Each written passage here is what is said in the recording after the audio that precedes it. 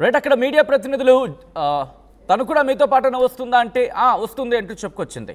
అయితే ఈ ఘటనకు సంబంధించి ప్రస్తుతం ఆమె తల్లిదండ్రులు, ఇన్ఫాక్ట్ ఆమె పేరెంట్స్ రియాక్ట్ అయ్యారు. ఆమె తల్లి, వర్షిణి తల్లి రియాక్ట్ అయ్యారు. ఆమె ఏమంటున్నారో చూద్దాం. మాట్లాడదాం ప్రయత్నం చేసామండి. ఆ పిల్ల ఎవరో వద్దు అని డిస్టర్బ్ చేసి వాళ్ళని కొట్టా గిచ్చ అట్లా చేస్తుందని వచ్చినాక మాట్లాడదాంలని వదిలేసాం సార్. అదే విష్ణుని తీసుకొచ్చే వాళ్ళని అలసలు చేస్తుందంట. అందువల్ల వచ్చినాక మాట్లాడదాంలే, వీపులో శుద్ర పూజలు చేసి కడుపులో మరుగుమంది ఇచ్చి వశీకరణ చేసిందని మేము అనుకుంటున్నామండి. అసలు మేము లేని నిమిషం ఉండని పిల్ల ఇన్ని రోజులు ఉండి ఇప్పుడు కూడా అమ్మతో ఫోన్ మాట్లాడతాను అనలేదా అనడం మాకు బాధగా ఉందండి. అవునండి, అదే బాధగా ఉందండి. ఆమె మందుల ప్రభావంతో అలా మాట్లాడుతుందని మేము సైకాలజిస్ట్గా మెడికల్ టెస్ట్ చేయించుకొని అన్ని చూపించుకొని మా పిల్లలు మా దగ్గర ఉంచుకుంటామండి. రైట్, అది వర్షిణి తల్లి చెబుతోంది. మరీ ముఖ్యంగా తన కూతురికి ఏదో మందు పెట్టింది, వశీకరణ చేసింది, తమకు అప్పగిస్తే కనుక వర్షిణిని పూర్తిగా చెకప్ చేయిస్తాము, దాంతోపాటు సైకలాజికల్గా ఇష్యూస్ ఉంటే కనుక, సైకలాజికల్గా ఒకవేళ ఏమైనా సమస్య ఉండుంటే కనుక అక్కడ కూడా డాక్టర్కి చూపించడం జరుగుతున్నట్టు కూడా వర్షిణి తల్లి చెప్పుకొచ్చిన సందర్భం. ఈ నేపథ్యంలో ఏం జరుగుతుందో తెలుసుకునే ప్రయత్నం చేద్దాం. మా ప్రతినిధి శిల్ప అప్డేట్స్ అందించేందుకు సిద్ధంగా ఉన్నారు. శిల్ప, ప్రస్తుతం వర్షిణి ఎక్కడున్నారు? అట్ ద సేమ్ టైం వర్షిణిని కలిసేందుకు పేరెంట్స్ వచ్చే అవకాశం కనిపిస్తోందా భరోసా సెంటర్కి? అఘోరి అలియాస్ అల్లూరి శ్రీనివాస్ వర్షిణి ఉదంతంలో ఈరోజు బిగ్ ట్విస్ట్ చోటు చేసుకుంది. ముఖ్యంగా నిన్న ఉత్తరప్రదేశ్లో మోకిలా పోలీసులు అదుపులోకి తీసుకొని ఈరోజు నగరానికి తరలించారు. ఈరోజు దాదాపు 3 గంటల పాటు నార్సింగ్ పిఎస్లో ఒకవైపు ఏసీపీ అధికారులు విచారణ జరిపారు. ముఖ్యంగా మోకిలా పోలీస్ స్టేషన్లో అఘోరి పైన కేసు నమోదైంది. ఒక సినీ ప్రొడ్యూసర్ నుంచి 10 లక్షలు కాజేసి అటు పూజలు చేస్తానంటూ కూడా మోసం చేశారంటూ ఒకవైపు పోలీసులను ఆశ్రయించింది. దీనిపైన ఒకవైపు పోలీసులు ఎంక్వైరీ చేసిన అనంతరం నిజంగానే 10 లక్షలకు సంబంధించినటువంటి ట్రాన్సాక్షన్ సంబంధించినటువంటి ఆధారాలు సమర్పించడంతో పోలీసులు దీన్ని సీరియస్గా తీసుకున్నారు. ఎందుకంటే గత కొన్ని రోజుల నుంచి కూడా అఘోరి వ్యవహారం మొత్తం ఒక తలనొప్పిగా మారింది. అటు సామాన్య ప్రజలు ఇబ్బంది పడుతున్నారు, ఇటు పోలీసు వాళ్ళు ఇబ్బంది పడుతున్నారు. ఒకవైపు సనాతన ధర్మాన్ని కాపాడుతానంటూ అనుకుంటూనే ఇంకోవైపు అనేక విమర్శల పాలవుతుంది. ముఖ్యంగా మొదటి నుంచి అఘోరి పైన అనేక విమర్శలు వస్తున్నాయి. కానీ ఎప్పుడైతే శ్రీవర్షిని పెళ్లి చేసుకున్నదో అప్పుడు మరి ఇంకా ఎక్కువయ్యాయి. ఎందుకంటే ఒక మంచి భవిష్యత్తు ఉన్నటువంటి ఒక శ్రీవర్షిని ఈ విధంగా తన వైపు మార్చుకొని ఏదో మైండ్ వాష్ చేసి తన వైపు మార్చుకుందంటూ ఒకవైపు పేరెంట్స్లు ఆరోపిస్తున్నారు.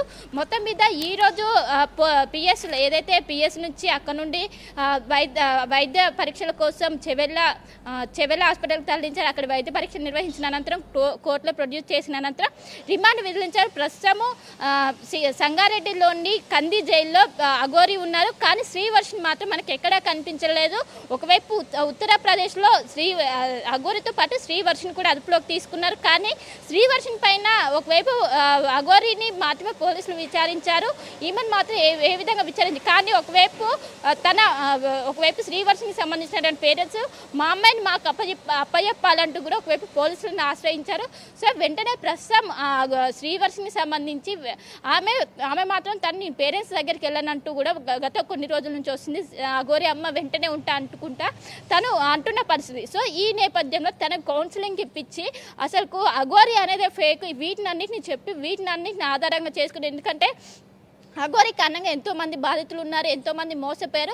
సో వీటినన్నింటినీ చెప్తూ ఆ భరోసా కేంద్రానికి తరలించారు. భరోసా కేంద్రంలో ఆమెకు కౌన్సిలింగ్ ఇస్తున్నారు. ముఖ్యంగా అక్కడ భరోసా కేంద్రంలో ఉన్నటువంటి ఎవరైతే అధికారులు ఉంటారో కౌన్సిలింగ్ ఇస్తున్నారు. సో ఒక్కసారిగా అఘోరి ఎప్పుడైతే అరెస్ట్ అయింది వార్తలు వచ్చిందో, పోలీసులు అదుపులోకి తీసుకున్నారని వార్తలు వచ్చారో వెంటనే వర్షినికి సంబంధించినటువంటి తల్లిదండ్రులు కూడా హైదరాబాద్కి చేరుకున్నారు. ఇటు తెలంగాణ ఉమెన్ కమిషన్ దగ్గరికి వెళ్ళారు.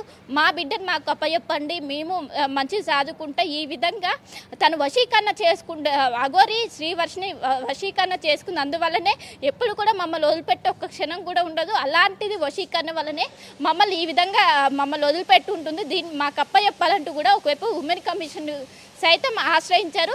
సో మొత్తం మీద దీనిపైన ఉమెన్ కమిషన్ ఏ విధంగా మూవ్ అవుతుంది, అదేవిధంగా పోలీసులు కూడా ఒకవైపు అప్పచెప్పడానికి రెడీగా ఉన్నప్పటికీ కానీ శ్రీవర్షిని మాత్రం ఇప్పటికీ అఘోరి అండర్లోనే ఉన్నది. అఘోరికి సంబంధించినటువంటి మనుషులు ఎవరైతే ఉంటారో వాళ్ళు ప్రతి క్షణం గైడ్ చేస్తున్నట్లు కూడా ప్రస్తుతం అయితే సమాచారం అందుతుంది. మొత్తం మీద ఈ ఏదైతే అఘోరి శ్రీవర్షిని ఎపిసోడ్ లో ఈ రోజు శిల్ప ఫ్రమ్ ద బిగినింగ్ మీరు ఎపిసోడ్ ని ట్రాక్ చేయడం జరుగుతోంది. ఇక్కడ వర్షిని వాళ్ళ పేరెంట్స్ తో మళ్ళీ కలిసే అవకాశం కనిపిస్తోందా? భరోసా సెంటర్ లో ఆ డైరెక్ట్ ఇన్ఫాక్ట్ ఆ కోణాలు ఏమైనా కౌన్సిలింగ్ ఇవ్వడం జరుగుతోందా ప్రెసెంట్ ఆమెకి? రైట్, ఒకవైపు మొదటి నుంచి వర్షిని తన పేరెంట్స్ దగ్గర ఉండడం ఇష్టం లేదు, నాకు అఘోరితో ఉండడమే ఇష్టం అనుకుంటా చెప్పుకుంటూ వస్తుంది. కానీ దీనిపైన భరోసా కేంద్రాల్లో దీనిపైన కౌన్సిలింగ్ ఇస్తున్నారు. తను ఏ విధంగా కానీ ఒకవైపు పేరెంట్స్ మాత్రం ఖచ్చితంగా మా అమ్మాయి మాకు కావాలి అని ఒకవైపు వాళ్ళ పేరెంట్స్ చెప్తున్నప్పటికీ వర్షిని మాత్రం వేరే విధంగా ఉంది. నాకు అక్కడ ఉండడం ఇష్టం లేదు, నేను మేజర్ని నేను సొంతంగా నిర్ణయాలు తీసుకునే వెసులుబాటు నాకున్నది, నేను నా నిర్ణయం ప్రకారం నా వెనక ఎవరిది ప్రోత్సాహం లేదు, ఎవరి పోర్స్తో నేను అఘోరి దగ్గరికి వెళ్ళాలి, నా ఇష్టపూర్తంగా నా ఇష్టంతోనే నేను అఘోరి దగ్గరికి వెళ్తున్నా, నన్ను ఇలా బతకనివ్వండి అంటూ కూడా వాళ్ళ పేరెంట్స్ ఒకవైపు వేడుకుంటున్నప్పటికీ దాన్ని కూడా పట్టించుకొని పరిస్థితి కనిపిస్తుంది. ఒకవైపు ఈ రోజు పేరెంట్స్ హైదరాబాద్కి చేరుకున్నారు, కానీ ఒకవైపు ఇప్పటికీ కూడా వర్షిని అఘోరి అండర్లోనే ఉన్నట్టు తెలుస్తుంది. సో వెళ్ళే అవకాశాలు మాత్రం చాలా తక్కువగా ఉన్నాయి. ఎందుకంటే ఒకవైపు వశీకరణ చేసుకున్న ఆరోపణలు వస్తున్నాయి, కానీ మొదటి నుంచి కూడా అఘోరిని ఎంతో ఇష్టపడ్డది. సో దీని నేపథ్యంలో తను వదిలి వెళ్ళదనే ప్రస్తుతం అయితే అవకాశాలు తెలుస్తున్నాయి. ఒకవేళ వెళ్ళినా కూడా మళ్ళీ వచ్చే అవకాశాలే కనిపిస్తున్నాయి. ఎందుకంటే గతంలో ఇలాంటివి మనం సంఘటనలు చూసాం. ఎందుకంటే గతంలో వర్షిని తీసుకెళ్లారు, మళ్ళీ అనంతరము ఇక్కడికి వచ్చి అఘోరి దగ్గరికి మళ్ళీ ఒకవైపు పేరెంట్స్ నిత్యం ఆమెతో ఉన్నప్పటికీ కూడా తనకున్న ఏదైతే అఘోరికి ఉన్న ఇన్ఫ్లుయెన్స్ తోని మళ్ళీ అఘోరి దగ్గరికి చేరుకున్న తర్వాత పెళ్లి చేసుకున్నారు. సో ఇప్పుడు 14 days రిమాండ్ విధించారు. సో ఇప్పుడు ఏ విధంగా ఉంటుంది, ఈ 14 days లో వర్షిని ఏ విధంగా మూవ్ అవుతుంది, తనకు ముఖ్యంగా ఆరోగ్య కారణాలు కూడా ఉన్నట్లు కూడా తెలుస్తుంది. సో ఆరోగ్య కారణాల కోసమైనా మాకు అప్పచెప్పనని ఒకవేళ పేరెంట్స్ చెప్తున్నారు.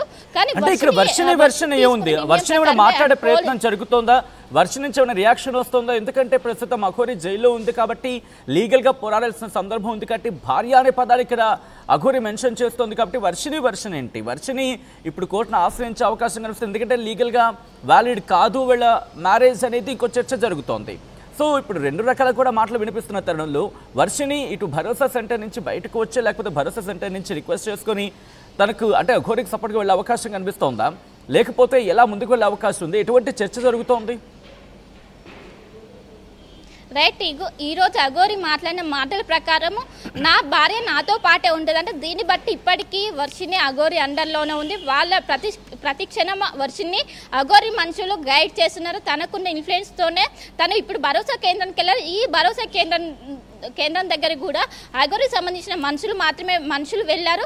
సో వాళ్ళ అండర్తోనే తను ఉంటుంది. సో తన పేరెంట్స్ దగ్గరికి వెళ్ళే అవకాశం మాత్రం చాలా తక్కువగా కనిపిస్తున్నాయి. ఎందుకంటే నేను ఇష్టంగా వెళ్తున్నాను, నన్ను ఎవరు కూడా బలవంతం చేయొద్దంటూ వర్షిని చెప్పుకుంటూ వచ్చింది.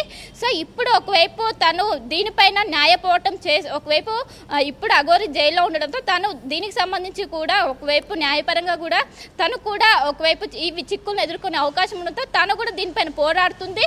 సో మొత్తం మీద వర్షినికి పేరెంట్స్ మాత్రం నా బిడ్డ నాకు కావాలని ఒకవైపు వర్షిని పేరెంట్స్ అంటున్నప్పటికీ వర్షిని మాత్రం దీనికి సుముఖంగా లేదు, నేను అఘోరి దగ్గరే ఉంటాను, అఘోరి జైల్లో అవుతా, నేను కూడా జైలు దగ్గరికి వెళ్తా అనే